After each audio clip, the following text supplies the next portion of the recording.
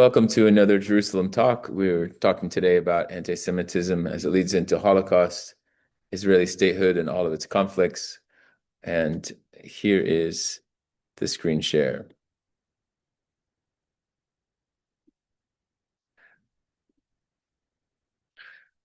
It's really hard to know how to talk about this subject, so I'm certainly not going to be at all exhaustive. Just going to choose a few things throughout history that I think are important for us to remember as we lead into trying. We can have a time of questions afterwards about what do we make of today. Part three here, Israel today, Palestine, Hezbollah, Iran. I didn't really prepare anything there, but we can have a time of question and answer for part three. So part one will be a lot of timeline of the wars and statehood. Part two, some really important elements of what anti-Semitism is and how the church has responded, especially with a document called Nostra Aetate. So let's dive into those timelines. The wars and state, we should probably begin with the context of the Ottoman Empire and certainly activity and immigration that happened during that time and settling in different parts of Israel, but nothing that shook it up. And so there's different times where it's easier or less easy for a Jew or a Christian to come or to settle in the Holy Land during that time. But the Ottoman rule begins to weaken in the 19th century. And so it's really during the 19th century they see a lot of the settlement and building of churches, for example. It's really hard for the Christian community also to visit or to give some structure or to build churches. So most of the churches that we go on to pilgrimage are either restored that were really old churches, or they're churches that were built, restorations that happened beginning in the 19th century. And so it's the beginning of the 20th century that really starts to take shape more. And I would say also the history and archaeology, the boom was also the 19th century. A lot of Brits and French who were coming. And then, of course, into the 20th century. Who's the figure that we think of a British archaeologist in that time period?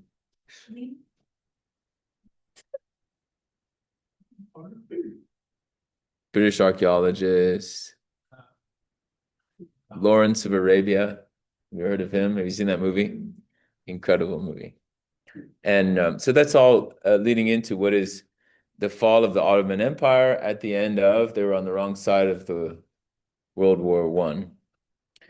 And so after the end of World War One, all of the Middle East is cut up and most of it entrusted either to the British rule or the French rule, right? What are some countries entrusted to the French? Lebanon and Syria. Okay, whereas Palestine, British. Where else is British? Jordan. What else? Egypt. Very good.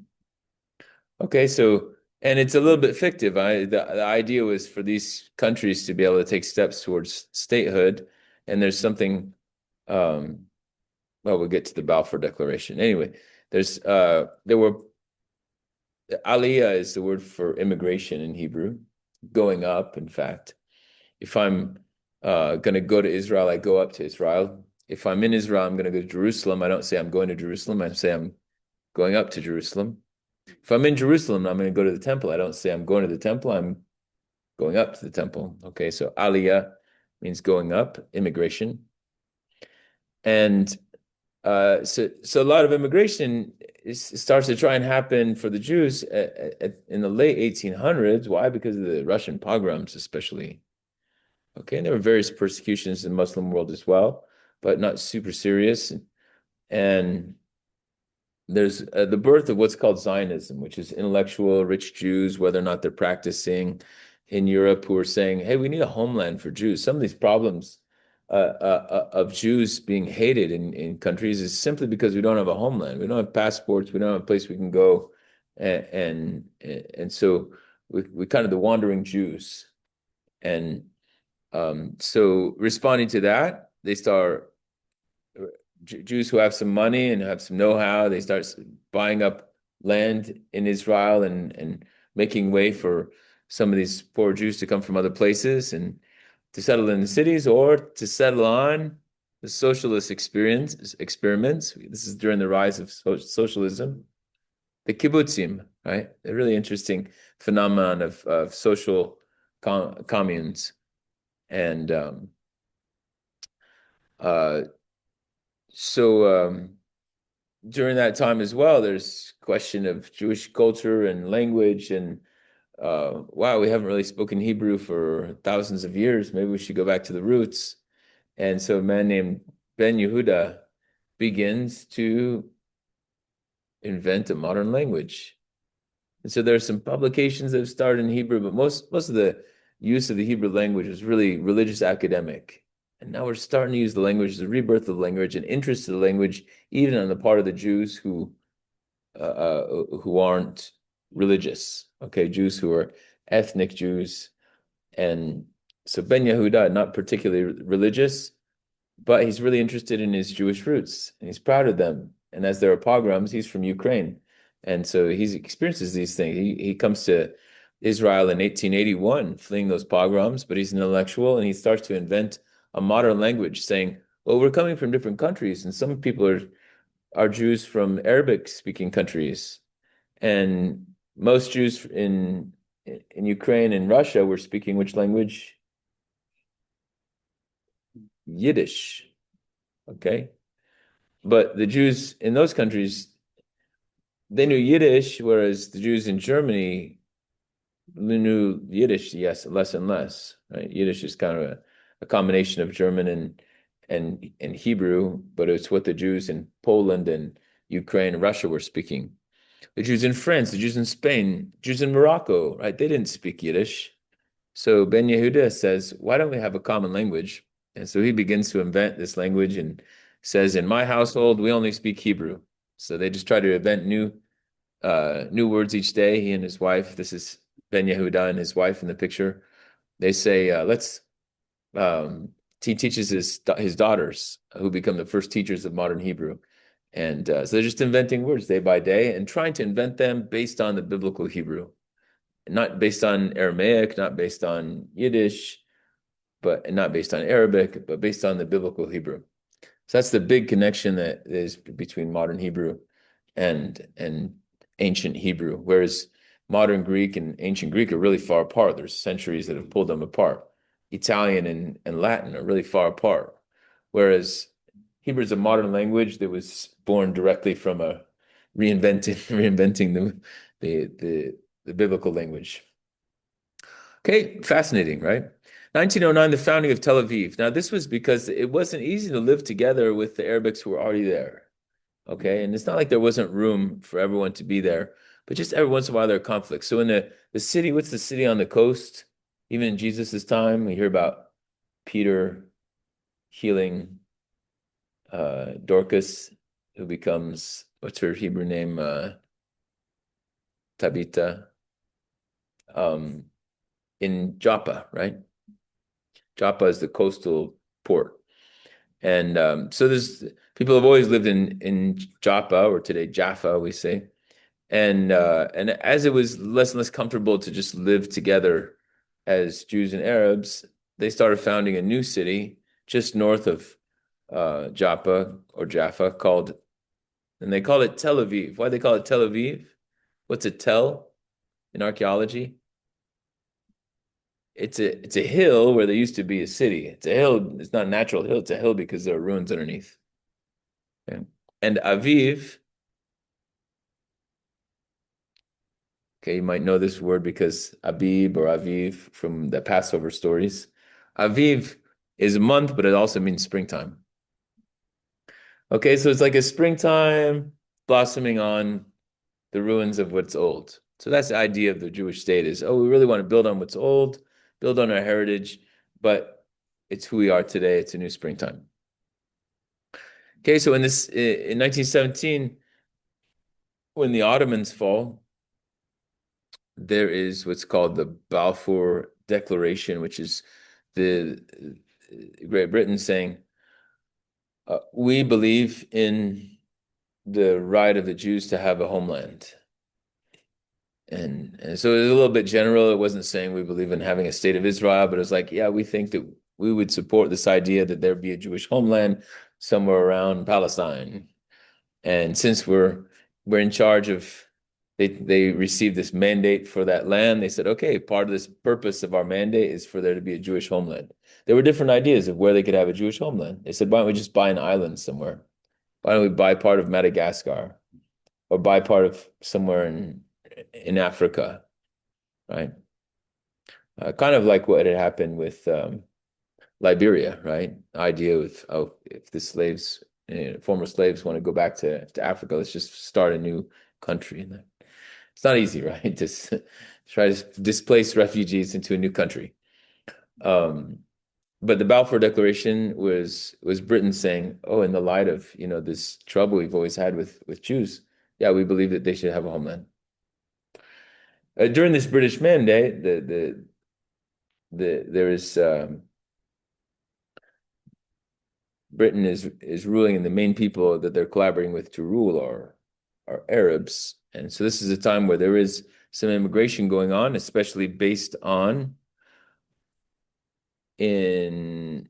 So they had a quota of how many Jews could immigrate, and as there were more and more Jews who wanted to go, as anti-Semitism was rising, they published the white paper, which was a declaration that there can only be like 1,400 and increase each year a little bit, no, I mean 14,000 per year of Jews who can immigrate, which wasn't nearly enough for what the demand is in those critical years, right? 1939. So they said, no, we're not going to expand the rate of permitted immigration of Jews into Palestine.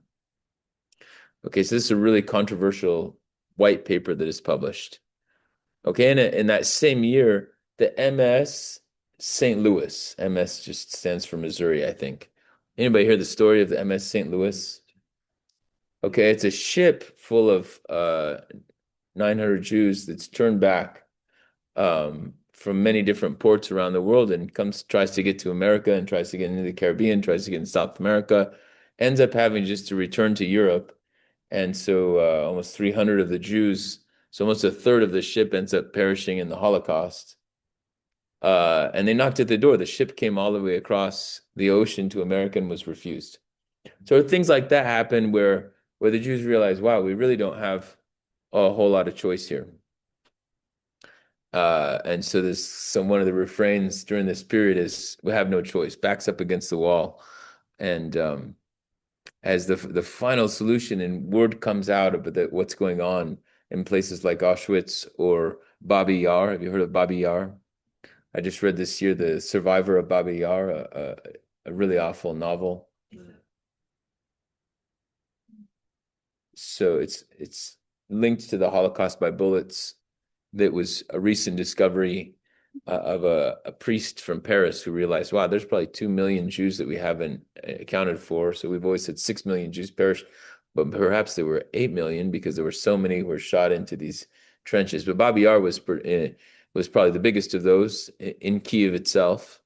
It's like a mining pit in Kiev where Jews were just each day gunned into the pit. Just line after line of Jews gunned in the pit. And once they had gotten rid of all the Jews that they could find in Kiev, in the capital, or had rounded up the capital, they started executing others. Just anybody who would lift their finger against the Nazis in Kiev there, they would shoot them into this pit. So there were hundreds of thousands of non-Jews who were also killed in Babi Yar. So a word starts spreading of these things, and the Jews had always had this sense that we want to return to Palestine. They say at the end of each Passover meal next year in Jerusalem. Right? But the trickle of immigration, why hadn't they gone to settle in Palestine after all these years? Why hadn't they tried to declare a state? It was taboo in their religion. Because only the Messiah should lead them into some kind of statehood. Their exile is a punishment, and they accept that punishment. And so there's a sort of a victim complex or accepting the will of God, and we're just going to continue to celebrate our feasts, to celebrate all these pilgrimage feasts where we're supposed to be going up to Jerusalem.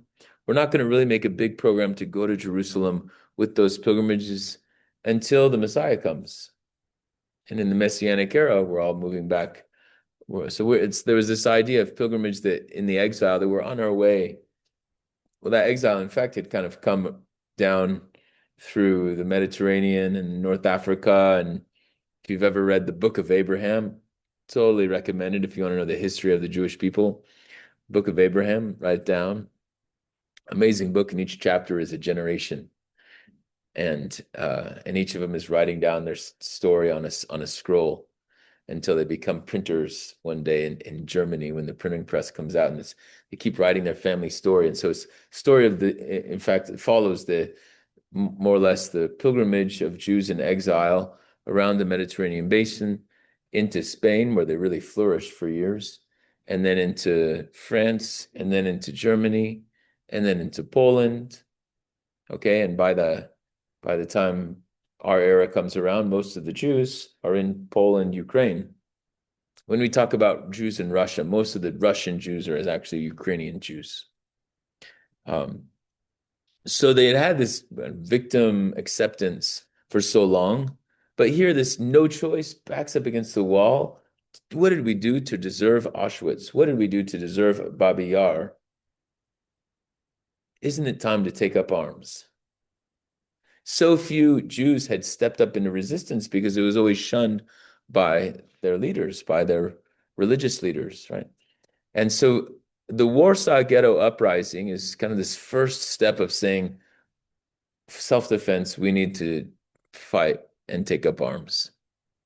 And the spirit that comes out in that Warsaw Ghetto Uprising carries over into the World War II ends 1945. Warsaw Ghetto carries into clandestine activity that you might say 43 to 47, because there's lots of resistance going on. The survivor of Baba Yar it's an incredible true story about resistance in the forest of a few hundred Jews.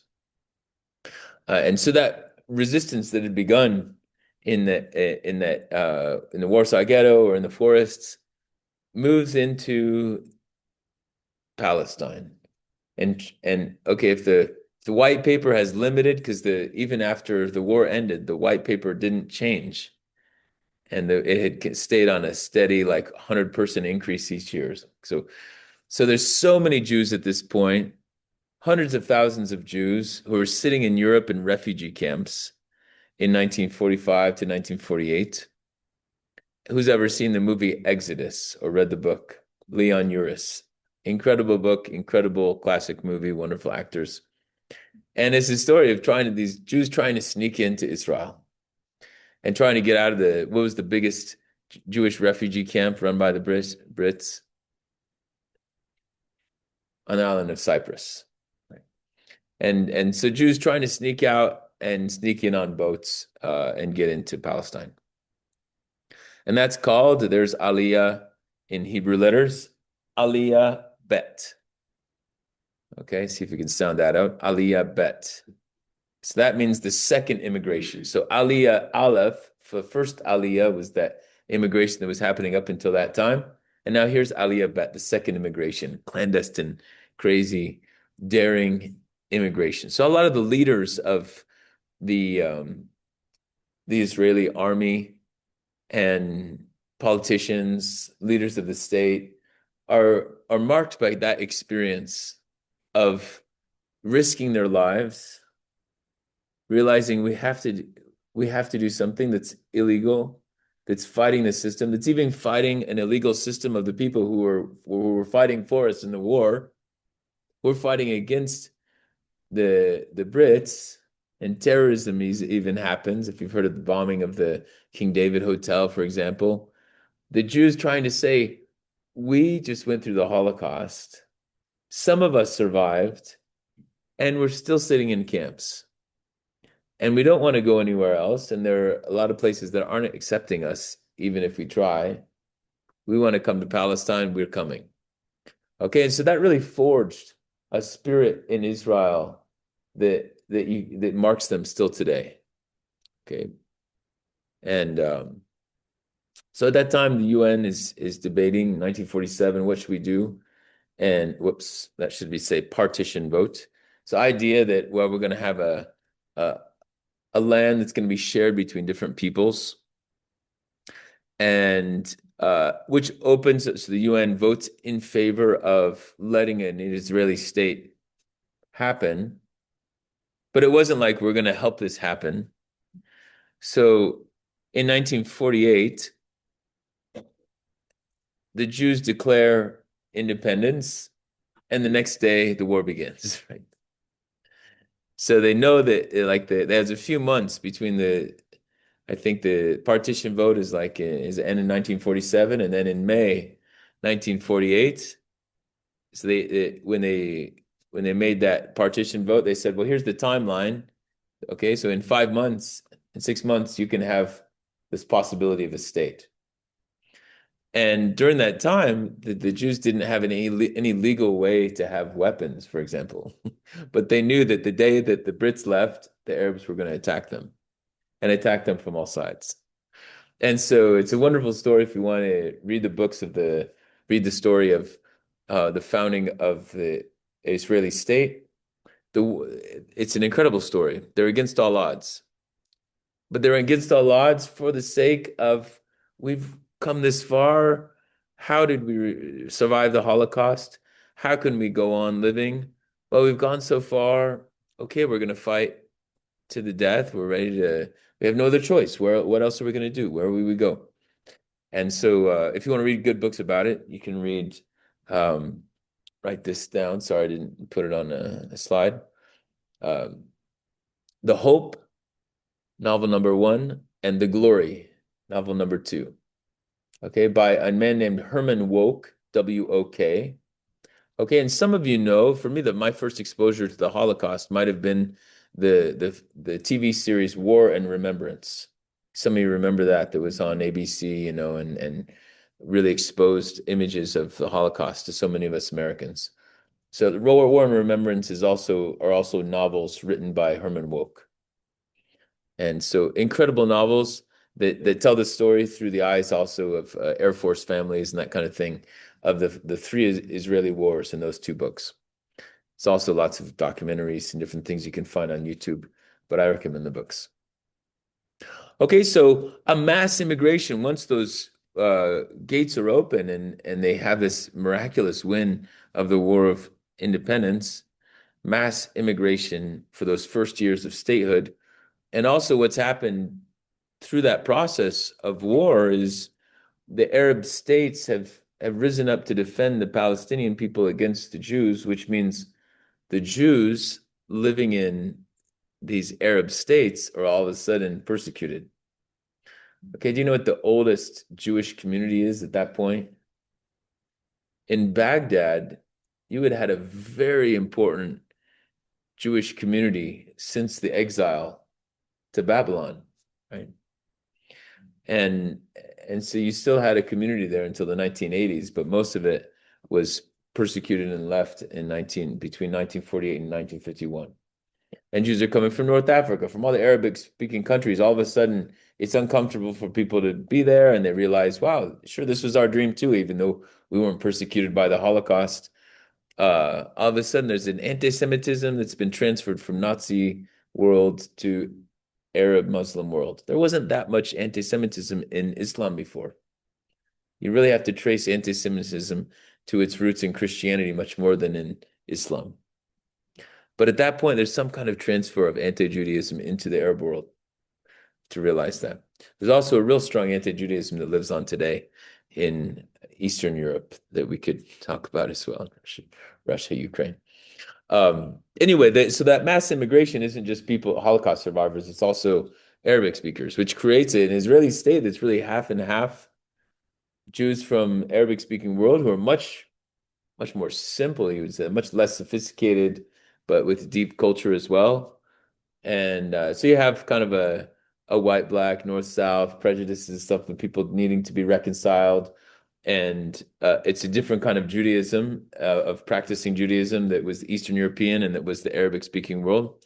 And so those are worlds that tried to reconcile and intermarry sometimes and put the cooking of Eastern Europe together with the cooking of the Mediterranean and Iraq.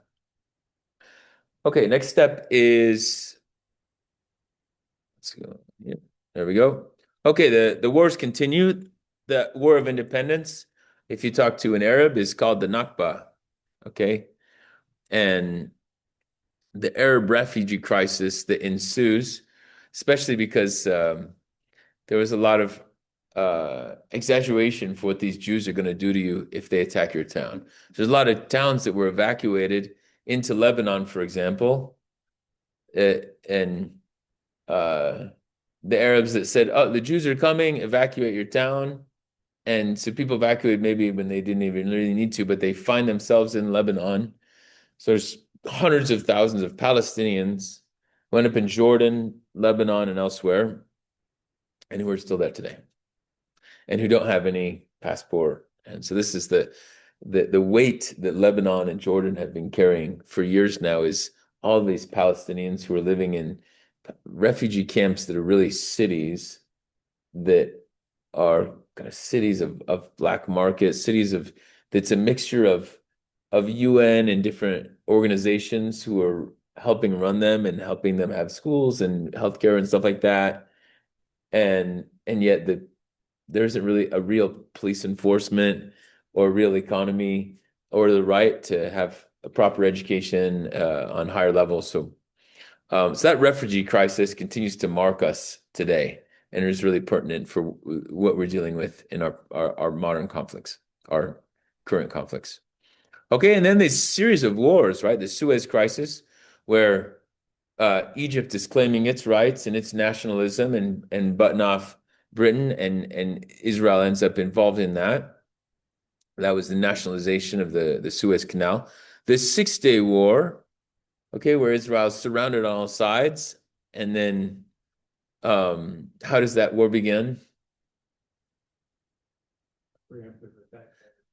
A preemptive, so Israel sees it's surrounded, sees that it's going to get annihilated, right? So they decided, well, our strength is our intelligence and our air force, and so we're going to hit all of it. So the biggest force that was going to invade them, there were ground forces, but there was also the really important Egyptian air force. So they just decided to destroy all of the Egyptian air force as it was still on the ground, and they did it. And that ended up bringing a very quick end to that war, in which they gained tons of territory, all of Gaza, Sinai, and the Golan Heights, most of the Golan Heights, and the West Bank. And so then there's this policy of land for peace, that we're going to give back this land. We conquered all this land. We don't want to keep it, but in order to, like, it's our negotiating good as we want to establish a lasting peace. And unfortunately, there isn't a strong Palestinian government that evolves. Palestine continues to be nourished and motivated by the Arab countries around it. And um, so another war is creeping up on the borders, uh, and this time Golda Meir. So can you imagine that Golda Meir, an American, a Russian origin, American-born woman, grandma looking like her, she ends up becoming prime minister. Can you imagine what it was like to be foreign minister and then prime minister when you're in relationship with all of these very masculine Arab states? But she did it. Having a woman's heart, she didn't want to attack first, even though she saw she was going to be attacked. And Israel is attacked on their most holy day, where everyone is fasting and in silence and at synagogue on the day of Yom Kippur. Okay, and that's a really tough war where they lose a lot of their territory. But still, in the end, more or less, Israel comes out on top. And the Yom Kippur War leads us into the Camp David Accords. And sorry. Oops. Thank you. So Anwar Sadat, Jimmy Carter, um, are pretty heroic here, Menachem Begin, and they say, okay, we're going to try to establish a peace. And Sadat, really somebody who opened himself up against the system and said, "Let's talk with us. Let's be face to face as we haven't for so long." And so he takes the big risk of visiting Tel Aviv. And another figure like him is Yitzhak Rabin. So there are a few real peacemaking heroes in this story. Two of them who are Anwar Sadat, assassinated by his own, right, by the that was kind of the Muslim Brotherhood that had was building up a Muslim nationalism in those Arab countries, in particular in Egypt. So uh, President of Egypt assassinated, and then Yitzhak Rabin, when he becomes president of Israel, and he's really working for peace as well, he's assassinated. Um, okay, and these wars continue. The Lebanon War, which was a civil war that the Israel got mixed up in order to get the Palestinian Liberation Organization expelled from Lebanon, and that little need power void is filled by the Hezbollah. Iran gets involved and says, "We're going to start a movement." Um, the Party of God, Hezbollah, um, starts at that point. Okay, another important war was the Intifada. Intifada means uprising. So here there's under the leadership of Yasser Arafat, whom you see in the picture, um, Palestine tries to develop some of its own identity as a people. Palestine comes from the word Philistine, so it's not really. When did the Holy Land first? When was it first named Palestine? It was following the destruction of Jerusalem, the destruction of the temple. The Romans said, "We've had enough of it. You're not even going to be Judah." It was the providence of Judea, right, in Jesus's time. You're not going to be Judea anymore because that means Judah, and they knew what that means.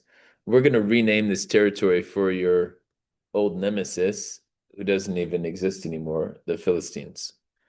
So Palestine, Judea is renamed Palestina by the Romans. So it really has nothing to do. I mean, if the Palestinian people want to claim roots that are more have to do with the people they descend from, it would be more the Canaanites, perhaps, or there's five families that the Palestinians from Bethlehem say that they're descended from. And they say they're descended from the shepherds, which means the Palestinians in Bethlehem, where do they come from? Those shepherds that visited Jesus when he was born. What religion were they? The shepherds who were expecting the Messiah. They were Jewish. They're Jewish. So I mean, the Palestinians of Bethlehem is one of the oldest stock of Palestinians you can trace. They're Jewish. So it's ironic to say it's not easy for them to say we are Palestine. Okay, and this is a struggle that I have when I'm trying to, figure out what is the Palestinian cause. Um, in some ways, when you talk to a Palestinian, what does it mean to be Palestinian? A lot of what will come out is I'm I'm a victim of Israel. Whereas if you talk to a Lebanese, they know what their identity is, who they are, and the Palestinians know who they're not. And which is it's difficult for them. And it's a small people. Really, there weren't that many Arabs in Palestine when this immigration began. And in fact, Islam hadn't given that much importance to Jerusalem. There hadn't been Muslims who were trying to populate Jerusalem during the Turkish Empire. It was really sparsely populated. That big immigration of Muslims from other countries really came as almost to rival the immigration of the Jews. Okay.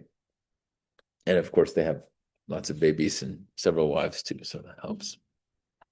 Okay, so as this, you can see the conflict growing, a conflict that wasn't intended necessarily from those people who were living there and who were immigrating into that land, but had so much to do with an interest of the Arab states, and also simply the fact there were too many Jews at one time who were coming, right? And so the second uprising, second Intifada in 2000, it's hard to say when exactly it ended.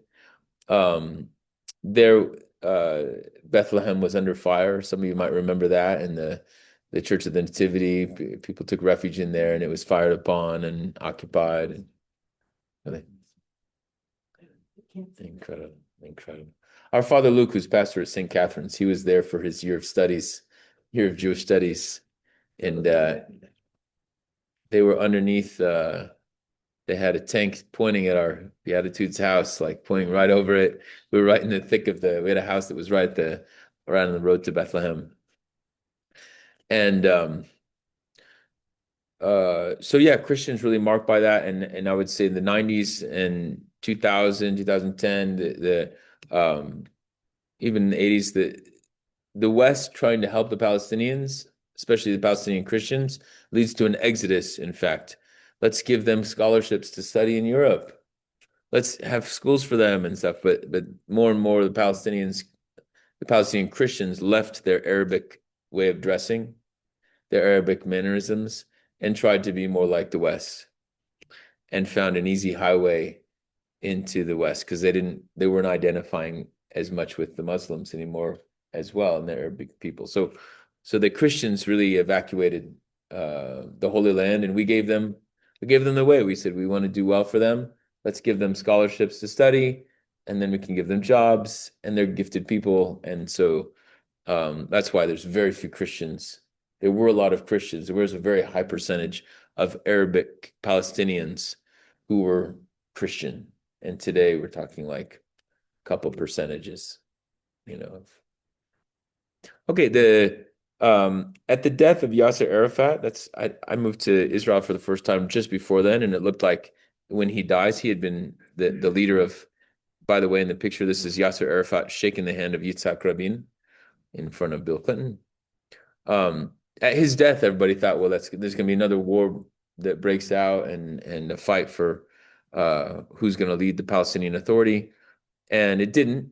And that it ushered in fact, it was a very peaceful time from 2003. There were a lot of terrorist attacks on buses and that kind of thing up into 2002 or three. And something that really put a stop to that was what happened in 2004, 2003, 2004, the building of the wall. You guys might remember news about that as well. So it was built right in our garden and we ended up on the Jerusalem side of the wall, whereas before we had been on the Bethlehem side of the checkpoint. So when I was living that first couple of years in Israel, we had this house that was in no man's land between the checkpoint and where they were building the wall. And so we'd see Palestinians trying to sneak into Jerusalem and that kind of thing, and soldiers looking for them, and people couldn't really visit our house at all. And so those crazy situations that people still live in, where the wall has divided their land, but it certainly put a stop to a lot of the terrorist attacks that were just randomly happening during those years of Intifada. And the war in 2006 was really a small war with Lebanon. But that was the year also when Israel pulled out of Gaza, which left the power vacuum in Gaza. And so the Fatah was a more or less Christian-led, pretty weak political party. People accuse it of being a puppet of Netanyahu and the West and not being strong enough and not giving the Arab Palestinians enough strength and not building infrastructure and stuff. And so Hamas filled that void and took control. So Hamas, this party who's just like the Palestinian Liberation Organization, the PLO, but even stronger, the Hamas, they are political parties whose part of their reason for being in their statutes is that Israel should not exist. Okay, and that's something that has just continued to give pretext to Israel to say that they are terrorists and we need to fight them. Okay, and Hamas to such extremes And so, so the enclave of Gaza, which used to be a much nicer place, ended up really being sealed off by Israel and uh, periodic missile firings. So there was a series of beginning 2004, 2015, 2014, 15, 16, these periodic little wars from Gaza and also and paralleling unrest in Jerusalem and the West Bank. Okay, that are motivated by this group Hamas, but so many collaborators too who are saying we need to continue to resist in some way, and we're not getting very far politically. So that pretext of the attacks just continually motivates Israel to grow in strength and to the Iron Dome you all know about, and we should keep going and get to the anti-Semitism part. So please, would somebody come up and pass out the handouts? What does the church think about all this? It took a long time uh, for the church to say we should have relationship with Jews.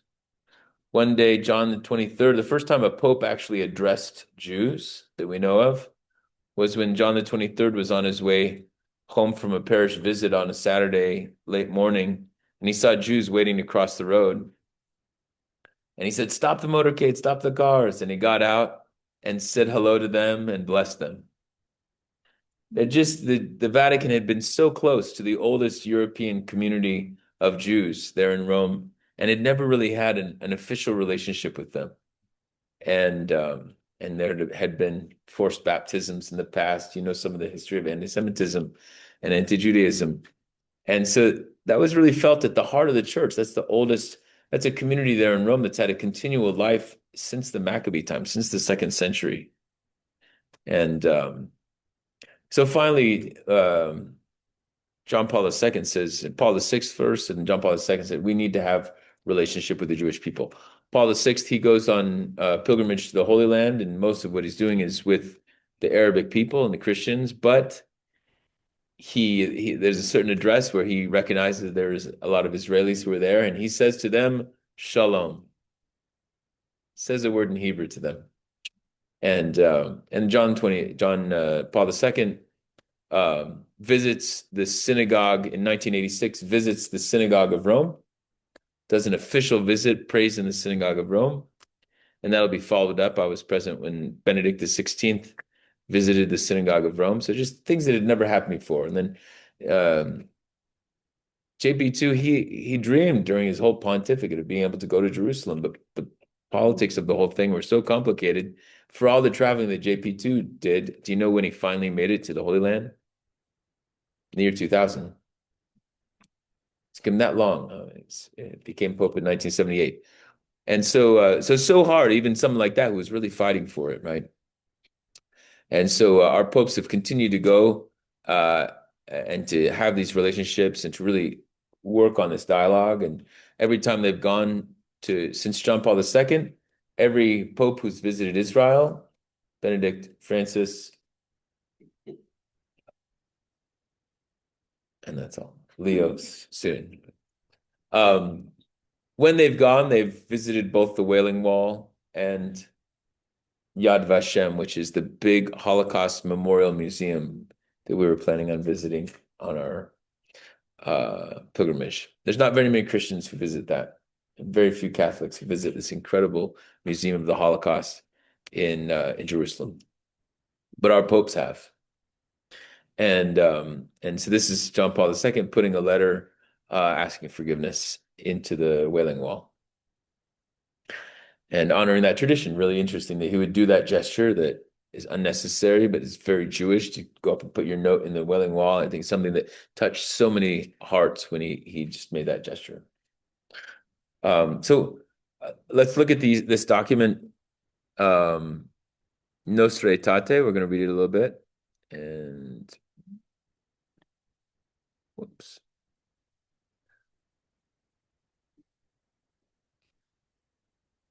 So one of the earliest ideas during Vatican II was to have a document about recognizing the Jewish people in some way.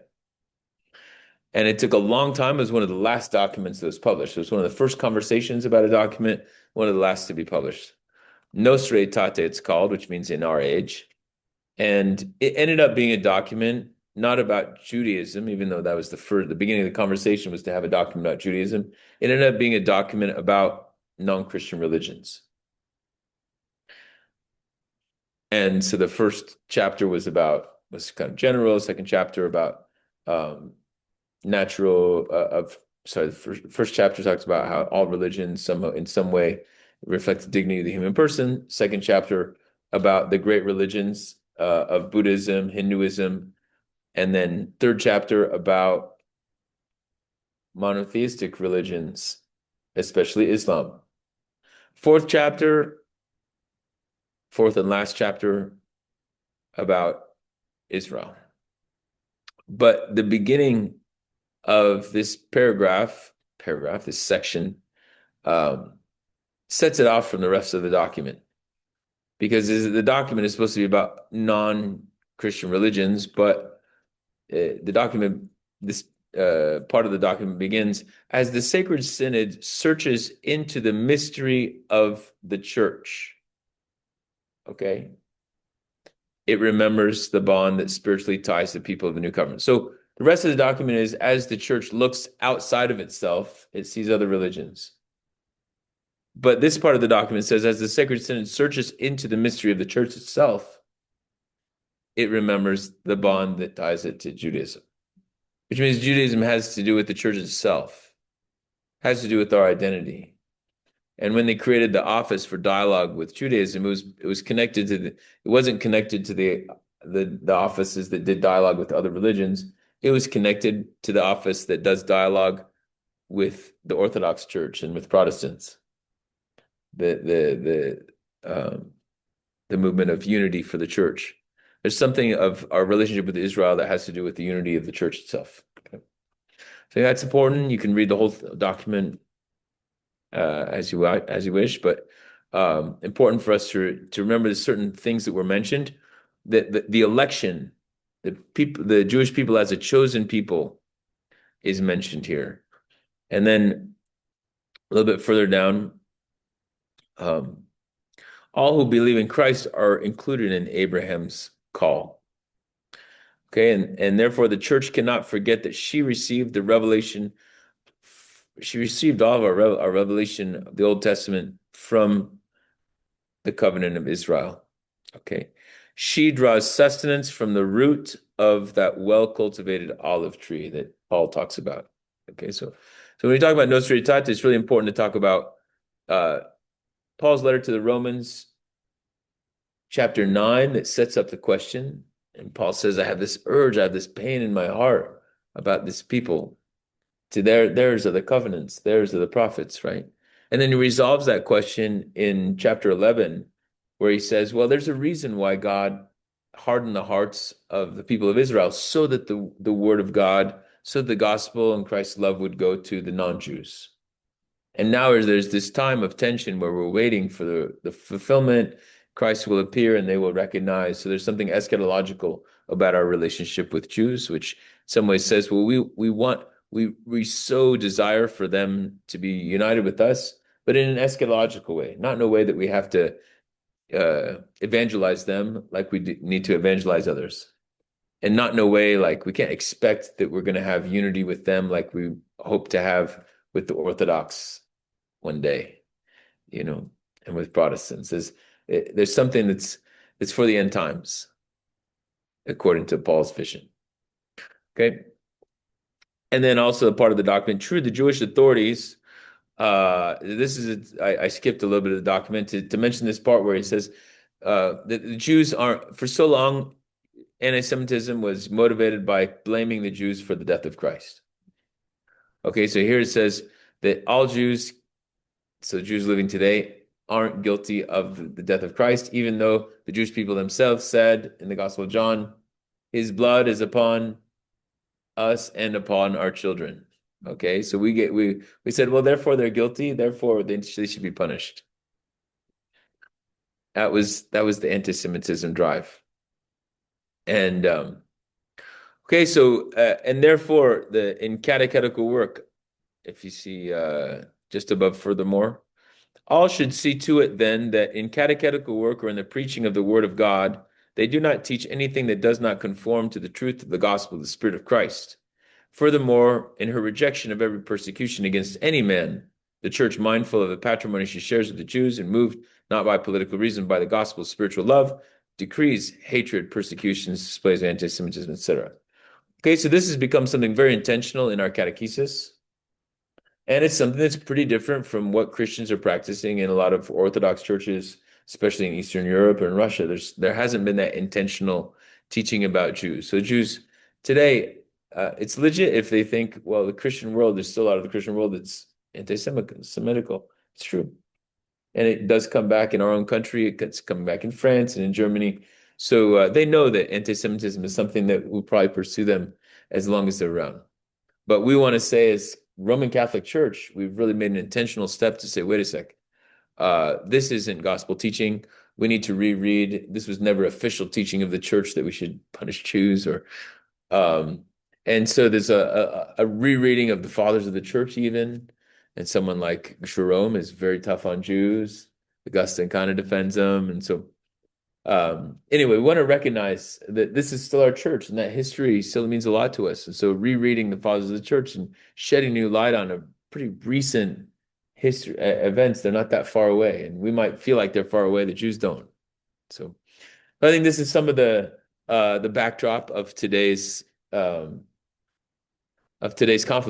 And it's good for us to yeah, to be aware and be aware of the way our church has tried to intentionally take steps and of course not take sides, and so we're not motivated by politics. We're motivated by our duty to love and also to repentance and our call to unity. So I'll stop the recording for now. Thanks a lot, those who might be watching the recording one day.